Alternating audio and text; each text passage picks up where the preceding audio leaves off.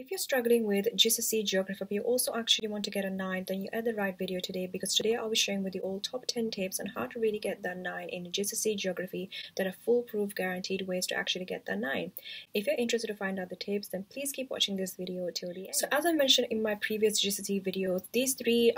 these 10 tips actually have been based on 3 areas. First one is based on my own personal experience and the mistakes that I have made during my own GCSEs. Number 2 is based on my own sisters, teachers, advices and comments on how to really get the 9 in that particular subject. And of course, number 3 is based on research online, for example, through YouTube videos or any other kind of free resources where they give you actually tips and tricks on how to really get the 9 in GCSE geography. So these are not made up or anything like that, but these are really foolproof, guaranteed and best ways to really get the 9 in geography. And if you're interested to find out the 10 tips, then please keep watching this video till the end. So before I move on to the advanced tips on how to really get that 9 in GCSE geography, I want to make sure that you're doing these 4 basic things really well, not 8 but 4, which are, first of all, that you're looking at the mark scheme, the teacher's comments, as well as the examiner's reports to make sure that you know exactly what points give you the marks, as well as how to really structure your answers based on those points and how to really organize them really well when you're writing an answer. Number 2 is making sure you're practicing as many past papers as possible,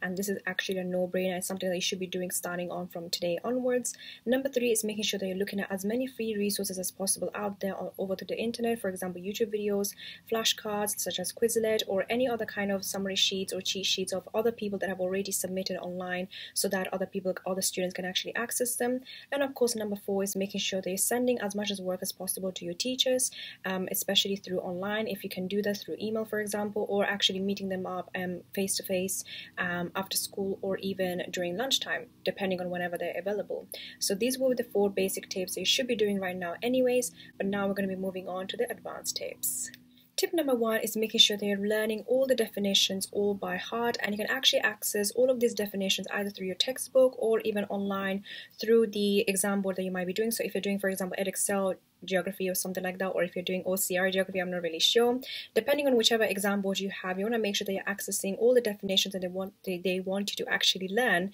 through, and these are actually available on the specifications, I believe, where they have at the back of the booklet or something all the definitions that you should be learning. Alternatively, if you really want to be exactly sure and you want to make sure that you know all the definitions really well, you want to be confirming it also through your textbook and also showing to the teacher if these are definitions that you should be learning or not, and deciding on whether they're really good or not.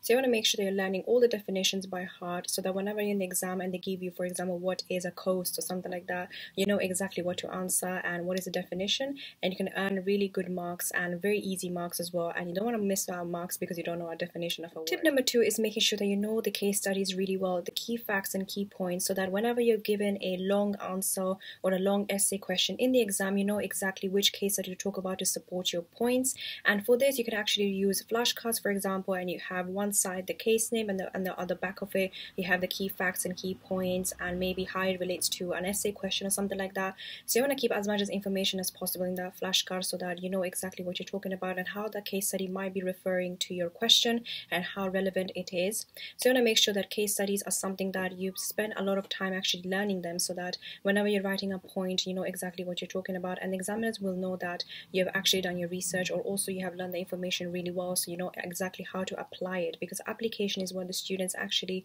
lose up their marks in a way. So you want to make sure that you're practicing as many past papers as possible, as I mentioned before, but along with that, when it comes to long essay questions, you want to make sure that your case studies are on point. So in light of the long essay questions, you want to make sure they're actually creating some balanced arguments and also model answers on how to actually answer these long essay questions with an introduction, with a balanced argument of body, and also a conclusion. In that way, whenever you've given a similar kind of a question in the exam, you will know exactly how to structure your answers, because a structured answer is always better than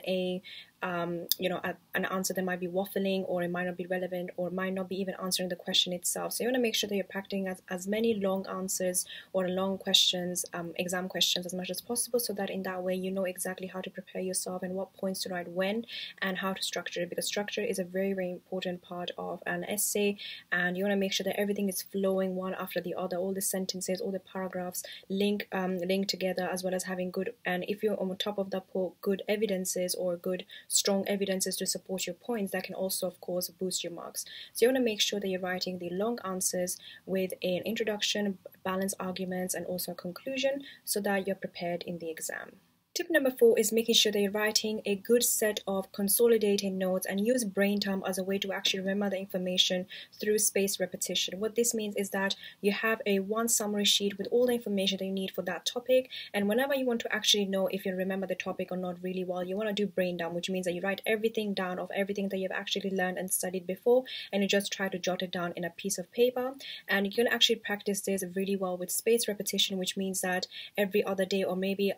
once you do it every other day, and then you start doing it after 2 days, 2 days gap in between the days, and then you do it 1 week later. So you want to see that if information is actually sticking into your head, and before you actually even end up forgetting it, you actually have recalled the information so that it gets stronger in your brain and you actually remember it better. So you want to make sure that you're creating a good set of notes that you actually practice and brain dump, as well as using the spaced repetition to emphasize this and make it more stronger in your memory to actually remember the information really well. And of course, to do this even better, you want to make sure that you stay up to date with all the topics and all the lessons that you have been provided in this year, and make sure that you're up to date with all your notes.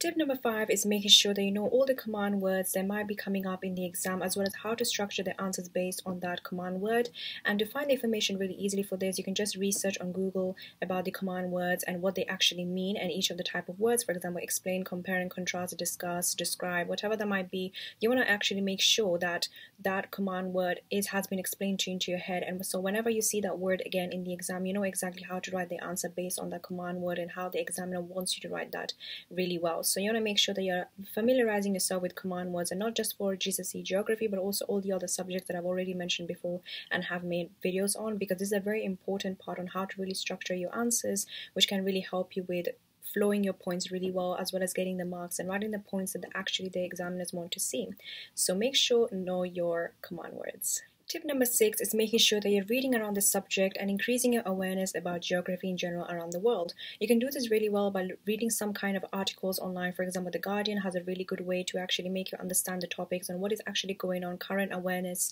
of geography, for example, the urbanization or globalization or coast or anything like that. You want to make sure that you're up to date with any kind of information, because first of all, that will help you with the case studies. And if you can come up with case studies that are quite relevant and current and that are present, or they might have happened a few days ago, a few weeks ago, that can be a really good way to boost your marks as well, because the examiners will see that you're very up to date with all the information around geography, and in that way that will make you stand out from other students as well who might be writing the same exact case study over and over again, and that can be very boring for an examiner, I can imagine. So you want to make sure that you stand out by reading around the subject and being aware of the subject around the world and how it is evolving or how it is changing, and that can really boost your marks for sure. This brings me to the end of today's video. I hope you really enjoyed it. I found this video really helpful, all the tips on how to get a 9 in GCSE geography. And if you found this video really helpful, then please share it with others who might be going through these exams this year or even next year, and you want to help them out. But at the same time, if you have liked this video, then of course like it, and also subscribe to this YouTube channel, because I post